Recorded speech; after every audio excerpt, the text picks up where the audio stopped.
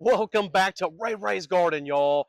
I am at a picturesque home here, and today we're going to learn how to properly plant a tomato. Let's jump right in, y'all. We're going to start with this tomato, y'all, and what she's going to do is she's going to take it right out of its little pot very carefully.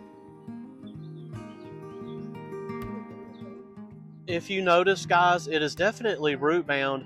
She's going to very gingerly with her index finger just kind of mess with the bottom of that to just make it, there you go.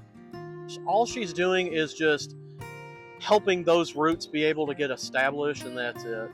And that's enough right there, y'all. We don't want to play with the roots too much. If you notice on this tomato plant, there's all these little hairs popping up everywhere. Believe it or not, y'all, if you put those into contact with soil, those are roots.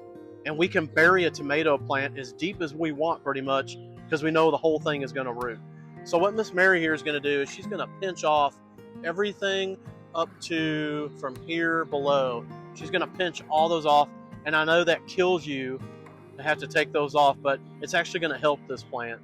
Because what we're going to do is we're going to bury that, but we don't want any of that vegetation underground, because what happens is the plant is still sending energy to it, and we don't want it to do that. We want it to make roots. All right, that is beautiful, and she stripped everything down. So think about it like this. We're going to plant this guy right up to about here. So that's about the size of the hole you want. Divot that the pot made, that's where we're going to plant this guy. So you can just take your hand and dig, I don't know, maybe a 12, 16 inch hole, something like that. That's all we're going to do. By burying him deep, we're not only going to get the base of this guy to grow roots, we're going to have surface roots too, which is better and more tomatoes, y'all. I would say that is pretty darn good. Maybe a little deep, because we don't want any of the foliage touching the ground after we, that is perfect.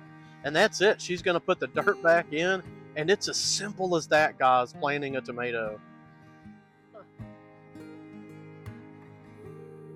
Disease lives in the soil, and all soil has it, but by keeping a protective barrier, we can stop anything from touching, and part of that means no leaves on the ground. We're going to need to water these guys in, but honestly, that's the whole job, y'all.